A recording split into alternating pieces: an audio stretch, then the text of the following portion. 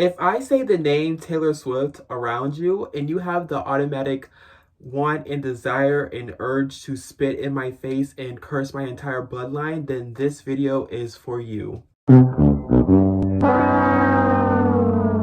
Hello, I'm Annoying Black Boy, and in today's video, we will be discussing the Torture Poets Department, The Era, the album, and the Rollout by Taylor Swift. And we'll also be discussing this conversation around rage bait and why it's toxic, obviously.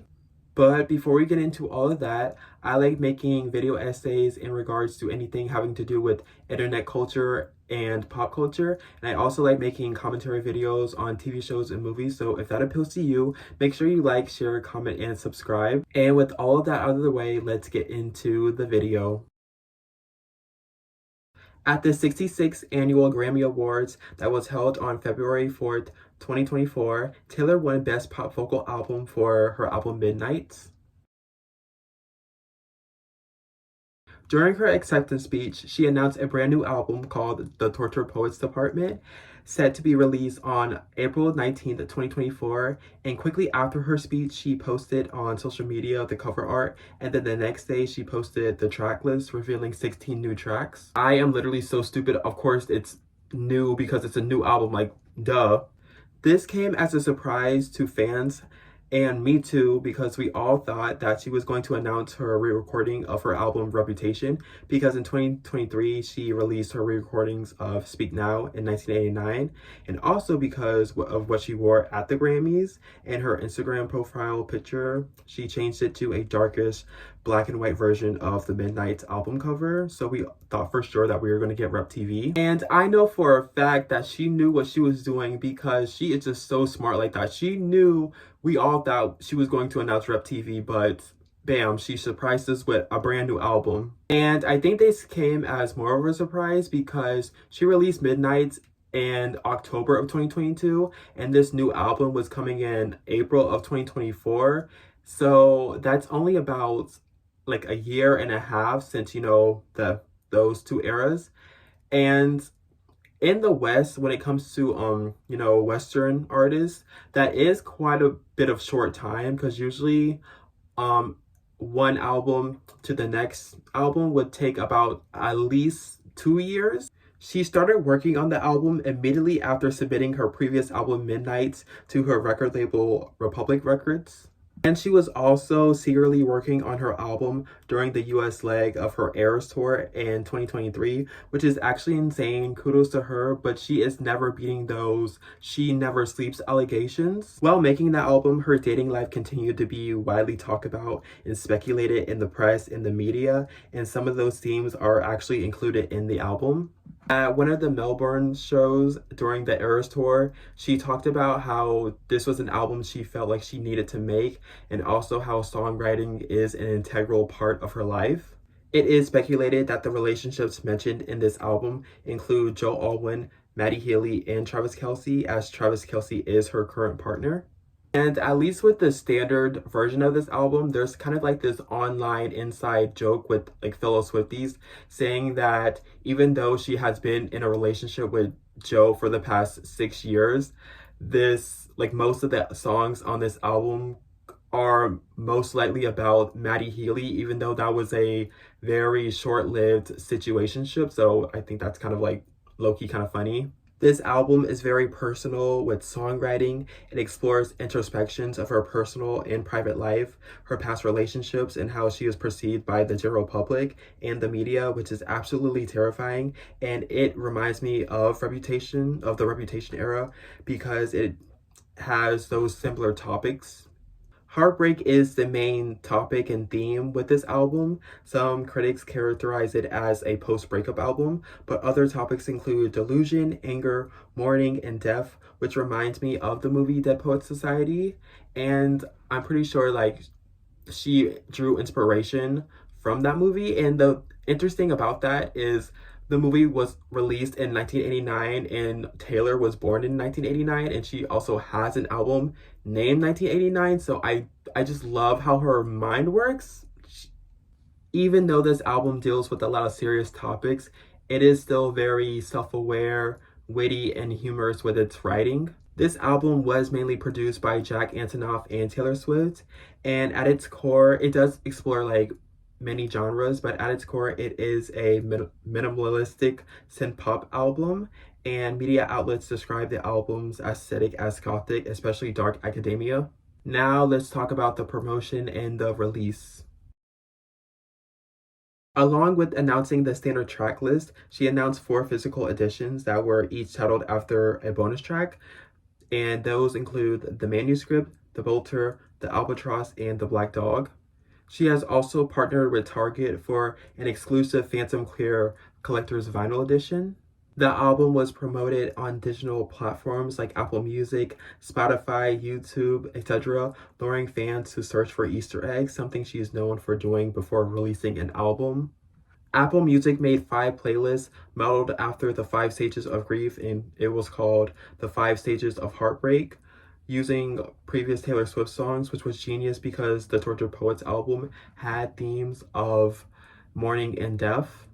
Spotify hosted a pop-up library of curated articles at the Grove, Los Angeles. There were QR code murals in various cities around the world that led to unlisted YouTube shorts on Taylor Swift's YouTube channel. So yes, there was a lot of events that was building up anticipation for this upcoming album and this upcoming era. And let me tell you how crazy this woman is. So literally 2 hours after the Torture Poets Department was released, Taylor surprise released the Torture Poets Department, the anthology, revealing it to be a double album, which included 15 more tracks. Let me explain why I think she was just so brilliant for this. Taylor is just so strategic, and I honestly think how it went down was she was planning all of this, right? She was like, I'm gonna release the standard album, and then, to no one else's like knowledge, like the fans, I'm gonna release this double album. And I just think she was just thinking about all of this in her head. She was thinking, hey, I'm gonna release this album, and then 2 hours later, I'm gonna even blow their minds even more with like literally like with 15 more songs. Like, actually insane, crazy behavior. She is so, so, so smart. But since some people suck, 2 days before the standard album was released, it was leaked, which led to the phrase search Taylor Swift leak to be temporarily banned on Twitter. This is why we can't have nice things. See what I did there? Now let's talk about rage bait and Twitter hate. Rage baiting is a viral content tactic that involves creating content to intentionally make people angry or frustrated. The goal is to provoke a strong emotional response from viewers, which could lead to more comments, shares, and likes. This has been a popular trend, especially on apps like Twitter and TikTok. No matter if you're chronically online or if you live underneath a rock, everybody, and I mean everybody, knows that one of the most loyal, dedicated, biggest fan bases are Swifties, which is Taylor Swift's fan base, because Taylor Swift herself is one of the biggest artists on the planet. She is literally known as the music industry. Like, yes. Stan Twitter, it has the potential to be a very fun place on the internet, and sometimes it is, but what makes that place the ninth circle of hell is the fan wars that happen on that app.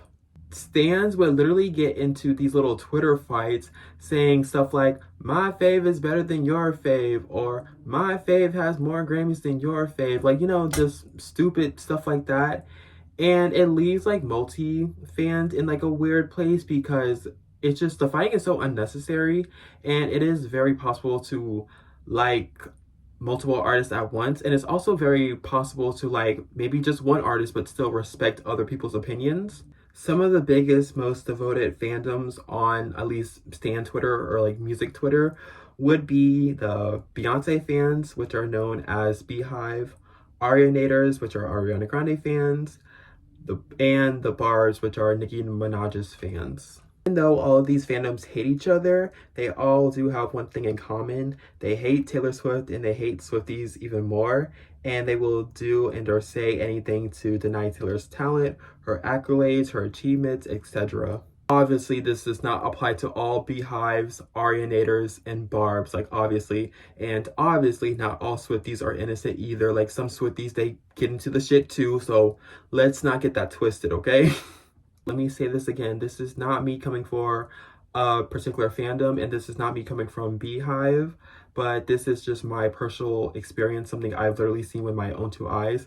But on Twitter, like the night before the Torture Poets album was released, there was this one Beehive stan account, and according to them, they leaked the album and they posted about it. And what they did was they talked about how much the album sucked, and also that this was just a redoing of Midnight's. Crazy ironic thing, because the people that seem most obsessed with her are the people that hate her, like literally hate her. It's actually quite insane, and this is because she's at such a high level of fame to the point where it's actually scary. Like she is she is like probably one of the most, if not the most popular music artist in the world, and that's terrifying. I honestly think the rage bait in regards to Taylor Swift has gotten so much more intense, even like more intense like in this year, because I don't recall any of this happening when Midnight's was released. I'm pretty sure there was like haters and shit, but like this was at a new level. Some other things that people were saying on TikTok and or Twitter. So people were posting screenshots of mixed reviews from critics to make fun of Taylor Swift. People were saying that she released too many variants of the album and calls her greedy and money hungry. People took the 1980s lyric out of context without even listening to the whole song or reading the entire verse, which is actually wild. People were calling some of her lyrics cringy and nonsensical, and I had to just rant about that for a second. So it is widely said that Taylor Swift is one of the like best songwriters in our generation. And the thing is that, you know, people that hate on her and people that don't like her, they'll like pick apart her like cringiest lyrics or whatever, and they'll like obviously make fun of it, and they'll say shit like, you call this some of the best songwriting. And the thing is, it seems like she's the only artist in the world who is not allowed to have cringy song lyrics. Like when she's like just making a fun song or a silly song or even a cringy song, it's like she's not allowed to do it because, you know, she's at such a high standard. So it's insane. Like just because you have a few cringy lyrics doesn't mean like your songwriting isn't any good. Like have you ever laughed? Like have you ever laughed? And some people had this like ongoing running joke calling the album the Tortured Ears Department, which is like so lame. Like at least come up with something funny. And some YouTubers and content creators made videos reacting and reviewing to the album and were hating on it so much that the views and engagement would do well. Last year, when she was attending the Kansas City Chiefs games, sports fans were getting upset because a lot of the time the camera would focus on her just chilling and, you know, watching the game, and literally just her being a supportive girlfriend. And people believe that she wanted to bring attention to herself, which is so unfortunate, because imagine you're dating a professional athlete and you can't even enjoy the game in peace because there are people who believe that you're only there for selfish, nefarious reasons. And I'll literally never forget hearing about this, but there was this one crazy conspiracy theory that right-wing conservatives were trying to push. They were saying that, you know, during the Super Bowl, and they're saying if the Kansas City Chiefs, if they win, that Taylor was going to go down the field, kiss Travis, and look straight into the camera and endorse Kamala Harris for president, which was, I mean, thank God, you know, in the future, months later, she did ended up endorsing Kamala Harris. But the fact that people thought that was going to actually happen is insane. So now let's talk about my final thoughts and my conclusion. One thing I'll never understand is people that claim to hate Taylor Swift. Why is her name always in your mouth? Why is she living 24/7 rent-free in your minds? You guys shit on her past music and then leak her stuff just to shit on it some more, which is actually concerning, which is, I like seriously, that's strange behavior. I don't think people ever consider or realize how much Taylor goes through in terms of public perception and how that takes a toll on her personal life and her personal relationships and her mental health. She has obsessed fans that take things too far. She has people that are constantly hating on her online. and she had had in real life stalker situations, which I can't even fathom what that's like. Like, that has to be a terrifying experience to literally go through something like that. And of course, I believe in constructive criticism, and it's okay to not like or agree with some of the stuff that she has done or even said, even as a fan. And it's okay to like not like her music. Hell, you don't even have to like her as an individual, but straight up hating her and posting it on social media to spawn a reaction out of people is just so obvious. And so, like, we know what you're doing. It's engagement baiting, it's rage baiting, it's insane, wild behavior. I could give any advice to fellow Swifties. Please do not engage with rage baiters or rage baiting content, because they're only doing that content to provoke some kind of reaction out of you. So please do not give them that satisfaction. Yeah, that was my video on the Torture Poets Department album rollout, era, etc. And also this conversation with rage baiting. I've wanted to do this like type of video like months ago, but like I just never found the right time to do it, I guess. And I don't know, I just didn't feel right. So it feels right now, because I feel like the hate for this album is like not as like frequent as it once was. So yeah, and as always, I had so much fun making this video. Yeah, it was such a fun video, and I hope you liked it too. If you did like it, make sure you like, share, comment, and subscribe. And yeah, I think that's it, at least for now. And I will see you in the next video, okay? Peace out. Peace out. Bye.